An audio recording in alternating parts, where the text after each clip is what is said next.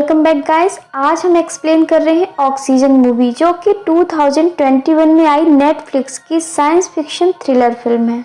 Guys, ये एक unexpected सी movie है। आप इसको लास्ट में भी गेस नहीं कर सकते कि आखिर इस मूवी का क्लाइमेक्स क्या है। तो आप इस मूवी को पूरा सुनिए, उसके बाद आप खुद कहेंगे कि ये मूवी एक मास्टरपीस मूवी है। और गाइस यार, प्लीज मेरे चैनल को सब्सक्राइब कर देना। आप लोग एंड तक जाते जाते सब्सक्राइब करना भूल जाते हो। तो चलिए मूवी स्टार्ट करते हैं। मूवी का स्टार्ट होता है एक सफेद चूहे को दिखाते हुए। वो चूहा एक पजल में फंसा हुआ होता है और वहां से निकलने की कोशिश कर रहा होता है। वहीं से सीन चेंज होता है और हम एक लड़की को एक चेम्बर में देखते हैं, जिसके बॉडी पर काफी ज्यादा डिवाइसेस लगे होते हैं। उसकी आंख खुलती है तो वो काफी ज्यादा हैरान हो जाती है और अपने आप से डिवाइसेस को निकाल के फेंकने लगती है। तभी सिस्टम से कुछ आवाज आती है कि सिस्टम में कोई एरर आ चुका है और यहाँ पे सिर्फ 35% ऑक्सीजन बची हुई है। तो वहाँ पे जो चैम्बर में लड़की होती है, उसे ये लगता है कि वो शायद हॉस्पिटल में और हॉस्पिटल का ऑक्सीजन लेवल कम हो गया है। अब वो लड़की काफी पैनिक करने लगती है। उसे ये समझ ही नहीं आ रहा था कि आखिर उसके साथ हो क्या रहा है और वो यहाँ पे क्या कर रही है। अब वो जोर जोर से चिल्लाने लगती है। तब वो सिस्टम से पूछती है कि आखिर वो है कौन और यहाँ पे क्यों आई, क्या वो बता सकता है। तब सिस्टम उसका बहुत ही अजीब नाम लेता है और वो उसका असली नाम नहीं होता है।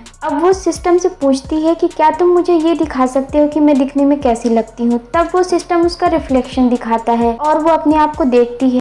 अब उसे दोबारा से अजीब से विजन्स आने लगते हैं। अब उसे विजन्स में चूहे दिखाई दे रहे थे, तो वो काफी ज्यादा डर जाती है और उसे समझ नहीं आ रहा था कि वो हॉस्पिटल में ही है या फिर कहीं और है। अब वो सिस्टम से पूछती है। तब सिस्टम उससे कहता है कि नहीं, मैं आपको ये नहीं बता सकता। तब वो लड़की सिस्टम से दोबारा से कहती है कि मुझे बाहर निकालो। तब सिस्टम कहता है कि आप अपना कोड बताएं। अब उस लड़की को कोड नहीं पता होता, जो कि ऑब्वियसली उसे नहीं पता होगा। तो उसे एक आइडिया आता है। वो सोचती है कि वो जो भी बोलती है आखिर सिस्टम वो कर तो रहा है, तो क्यों ना वो पुलिस को कॉल करवाए सिस्टम के थ्रू। अब वो सिस्टम से पुलिस को कॉल करवाती है। तब सिस्टम पुलिस को कॉल करता है और वो बात करना शुरू कर देती है। वो पुलिस वालों को बताती है कि मैं कहीं पे कैद हूँ, मुझे ये नहीं पता कि ये कोई हॉस्पिटल है या कि कोई चैम्बर है। वो लड़की पुलिस को चैम्बर के बारे में भी बताती है और वो कहती है कि आप मेरी कॉल ट्रेस करके मेरी लोकेशन का पता लगा लें, और इसी के साथ कॉल कट जाती है। अब वो लड़की सिस्टम से कहती है कि मेरा डीएनए मैच करके बताओ, क्या मेरा डीएनए किसी और के साथ मैच हो रहा है। तब सिस्टम कहता है कि हाँ, आपका डीएनए मैच हो रहा है, और रिफ्लेक्शन में वो उसी को दिखाता है। वो सेम वही लड़की होती है और उसका नाम एलिजाबेथ होता है। यानी कि इस लड़की का नाम एलिजाबेथ था और उसे कुछ भी जानकारी नहीं है कि आखिर वो चैम्बर में कैसे आ गई। और तभी पुलिस का वापस से फोन आता है और पुलिस उससे पूछती है कि आप क्या किसी चैम्बर में बंद हैं और वहाँ का ऑक्सीजन लेवल कितना है।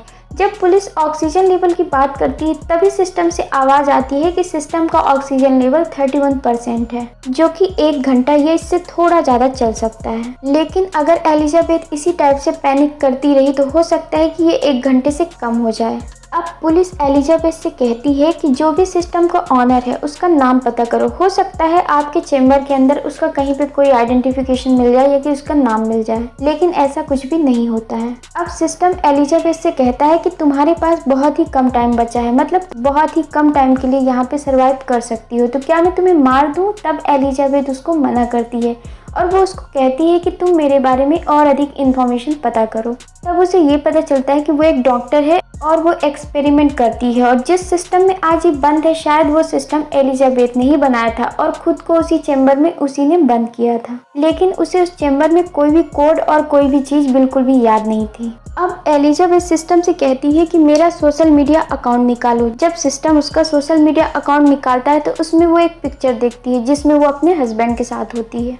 अब एलिजाबेथ सिस्टम से कहती है कि मेरे पति को कॉल करो। जब कॉल कनेक्ट हो जाता है तो वहाँ से एक लेडी फोन उठाती है। तब एलिजाबेथ उस लेडी को कहती है कि मेरे पति से मेरी बात कराओ। तब वो लेडी वहाँ से गुस्सा हो जाती है और उससे कहती है कि दोबारा यहाँ पे कॉल मत करना।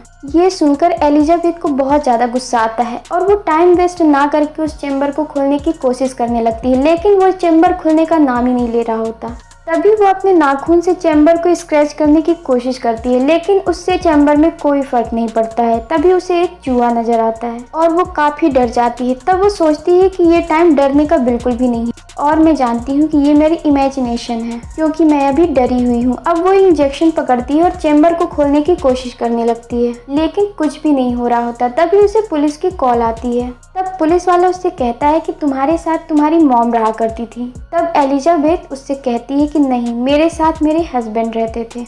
मैंने उनको कॉल भी किया था लेकिन वो कॉल उठा नहीं रहे हैं और उनकी जगह कोई लेडी फ़ोन उठा रही है। तब पुलिस वाला एलिजाबेथ से कहता है कि नहीं, आप गलत सोच रही हैं, ये सब आपकी इमेजिनेशन है। एलिजाबेथ जब दोबारा से अपने सोशल मीडिया अकाउंट पे अपनी पिक्चर देखती है तो उस पिक्चर पे उसका हस्बैंड नहीं होता है, यानी कि वो वाकई में उसकी इमेजिनेशन थी। अब पुलिस वाला उसको उसकी मदर का नाम बताता है तो वो कहती है नहीं, मेरी मदर का नाम ये नहीं है। और तभी उसे ये सुनाई देता है कि जैसे पुलिस वाले के पास कोई और खड़ा हुआ है और वो उसे एलिजाबेथ को गलत इन्फॉर्मेशन देने के लिए फोर्स कर रहा है। तभी कॉल कट जाती है और एलिजाबेथ के पास और किसी नंबर से कॉल आती है, लेकिन एलिजाबेथ उस कॉल को ना रिसीव करते हुए अपने सिस्टम से कहती है कि दोबारा पुलिस वाले के पास फोन लगाओ। मुझे ये जानना है कि आखिर पुलिस वाले के पास कोई खड़ा है या नहीं है, कौन उसे फोर्स कर रहा है मुझे गलत जानकारी देने के लिए। तब सिस्टम वापस से पुलिस वाले के पास फोन लगा लेता है और वो सुनती है कि वाकई में पुलिस वाले के पास कोई खड़ा हुआ है जो कि उसे फोर्स कर रहा होता है कि एलिजाबेथ को गलत जानकारी दो। शायद इसी वजह से वो बाहर नहीं आ पा रही है। तभी उसे दोबारा से विजन आने लगते हैं जिसमें वो अपने हस्बैंड को देखती है। अब हम यहाँ पे ये नहीं समझ पाते कि वो यहाँ पे इमेजिन कर रही होती है या कि वाकई में सच होता है। उसका हस्बैंड काफी बीमार दिख रहा था, इसकी वजह से वो काफी परेशान हो जाती है। उसे बार बार एक कॉल आती है जो कि उसी लेडी की होती है जिसने पहली बार फोन उठाया था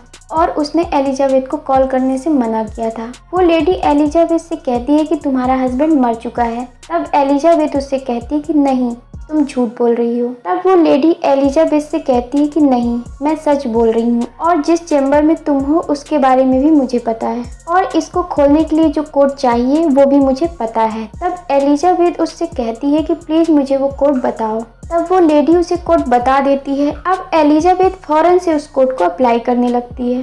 तब वो लेडी उससे कहती है कि रुको रुको, इसे अप्लाई नहीं करना, इससे तुम्हारी जान खतरे में आ सकती है।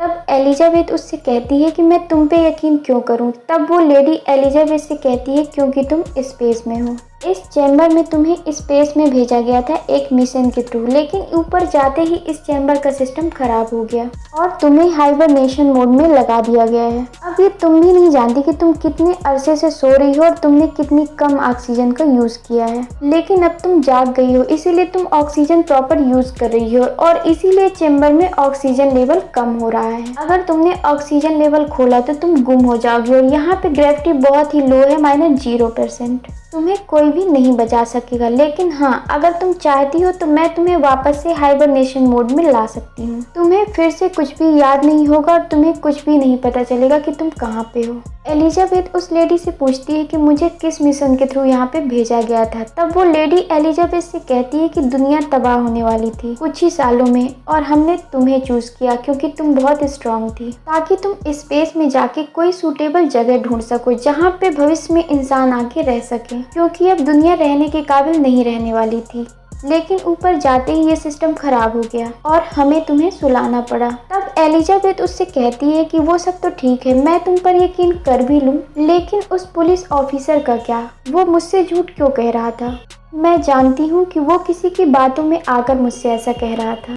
तब वो लेडी कहती है कि तुम बिल्कुल ठीक कह रही हो, क्योंकि यहाँ पे ये सब जानते हैं कि तुम्हें बचाने का कोई तरीका नहीं है और वो तुम्हें बातों में इसीलिए लगा रहे थे ताकि तुम अपने चेम्बर की ऑक्सीजन लेवल जल्दी से कंज्यूम कर लो, जिससे ऑक्सीजन खत्म हो जाए और तुम्हारी मौत हो जाए, क्योंकि इसके अलावा हमारे पास फिलहाल कोई भी हल नहीं है। अब एलिजाबेथ काफी उदास हो जाती है। तब वो लेडी उससे कहती है कि तुम उदास मत हो, अगर तुम ये चाहती हो कि कोई भी मिरेकल हो जाए तो तुम वापस से हाइबरनेशन मोड में चली जाओ, वरना तुम्हारी ऑक्सीजन खत्म हो जाएगी तो तुम्हें तो मरना ही है वैसे भी, तो इसीलिए जैसा मैं कह रही हूँ वैसा कर लो। तो एलिजाबेथ फाइनली उससे कहती है कि ठीक है, अब तुम मुझे बताओ कि हाइबरनेशन मोड में कैसे जाते हैं। तो वो उसे बताने ही वाली होती है, तभी उसके घर पर कुछ लोग आ जाते हैं और उसे अरेस्ट कर लेते हैं। तो वो एलिजाबेथ से कहती है कि जब ऑक्सीजन लेवल 2% हो जाए तो तुम फौरन से हाइबरनेशन मोड में चली जाना। याद रहे, अगर ऑक्सीजन लेवल इससे कम हो गया तो तुम मारी जाओगी। अब एलिजाबेथ कुछ याद करने की कोशिश करने लगती है कि आखिर ये सब हुआ कैसे और शायद ये इन सब से उबर के वापस से जा सकती है। लेकिन उसे कुछ भी याद नहीं आ रहा। तब वो चैम्बर को खोलने की कोशिश करने लगती है ताकि उसे इलेक्ट्रिकल शॉक लगे और उसकी मेमोरी वापस से आ जाए।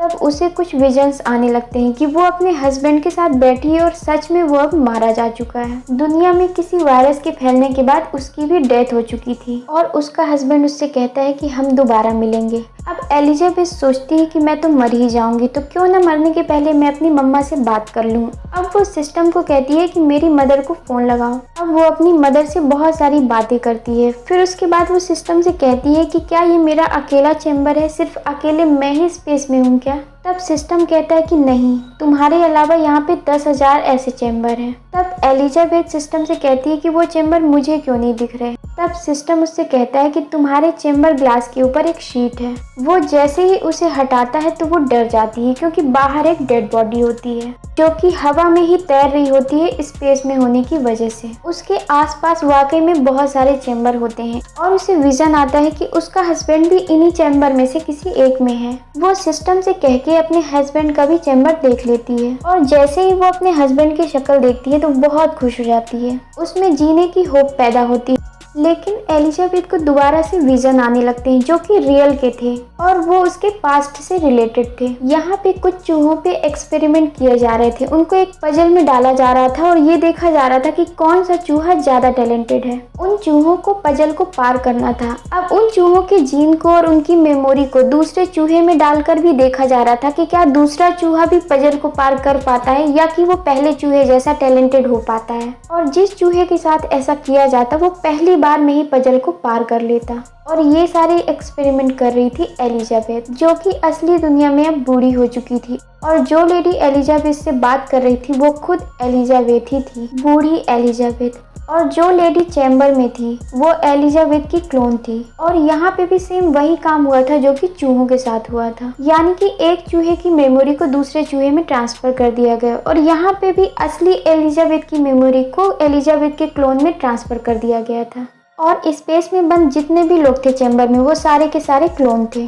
अब यहाँ पे एलिजाबेथ देखती है कि उसका चैम्बर का ऑक्सीजन लेवल 3% रह गया, तो उसे उस लेडी की बात याद आती है जिसने उसे बोला था कि 2% से कम होने पर तुम्हारी डेथ हो जाएगी। तो जब 2% ऑक्सीजन लेवल हो जाए तभी तुम्हें हाइबरनेशन मोड में चले जाना है। अब वो सिस्टम से कहती है कि जल्दी से मुझे हाइबरनेशन मोड में लगा दो। तब सिस्टम उससे कहता है कि आपने अपने ऊपर से सारी डिवाइसेस हटा ली है, इसलिए अब ये पॉसिबल नहीं है। तब एलिजाबेथ वापस से सारी डिवाइसेस अपने ऊपर लगाने लगती है, लेकिन उसमें काफी टाइम जा रहा होता है और उसे काफी देर हो जाती है क्योंकि हाइबरनेशन मोड में जाने के लिए 2% ऑक्सीजन जरूरी था। लेकिन अब उसके चैम्बर में 0.1% से भी कम ऑक्सीजन लेवल बची होती है। ये देखकर एलिजाबेथ काफी डर जाती है। वो जानती थी कि अब वो मारी जाएगी। वो अपने हस्बैंड के लिए एक मैसेज रिकॉर्ड करती है कि जब वो स्लीप से उठे तो वो उसे सुन लें और साथ ही गुड बाय कह के आंखें बंद कर देती है। तभी उसे एक आइडिया आता है। तब वो सिस्टम से पूछती है कि जो लोग स्पेस में मारे गए हैं उनके चैम्बर्स तो खाली है ना, उनके चैम्बर में अभी भी ऑक्सीजन होगी? तब सिस्टम कहता है कि हाँ बिल्कुल होगी। तब एलिजाबेथ उससे कहती है कि उनके चैम्बर की ऑक्सीजन क्या मेरे चैम्बर में ट्रांसफर हो सकती है? तब सिस्टम कहता है कि हाँ बिल्कुल हो सकती है। सभी चैम्बर के सिस्टम सेम है तो ऑक्सीजन ट्रांसफर करने में कैसी मुश्किल, लेकिन इसके लिए कई ज्यादा दिन चाहिए और आपको हाइबरनेशन मोड में जाना होगा। ये सुनकर एलिजाबेथ काफी खुश हो जाती है और वो सिस्टम से कहती है ठीक है मैं ट्राई करती हूँ और तुम ऑक्सीजन ट्रांसफर कर लेना। तभी हम देखते हैं कि उस चैम्बर में ऑक्सीजन ट्रांसफर हो रही होती है और एलिजाबेथ हाइबरनेशन मोड में होती है। अब कई साल बाद जब एलिजाबेथ की आँख खुलती है तो वो अपने हस्बैंड के साथ उसी प्लेनेट पर होती है जिस प्लेनेट पर जाने के लिए वो दुनिया से स्पेस में आई थी। अब वो अपने हस्बैंड के साथ बहुत खुश होती है और इसी के साथ मूवी एंड हो जाती है। तो गाइस अगर आपको मेरी एक्सप्लेनेशन पसंद आती है तो आप मेरे चैनल को सब्सक्राइब करें, लाइक करें, अपने दोस्तों के साथ शेयर करें। Bye bye.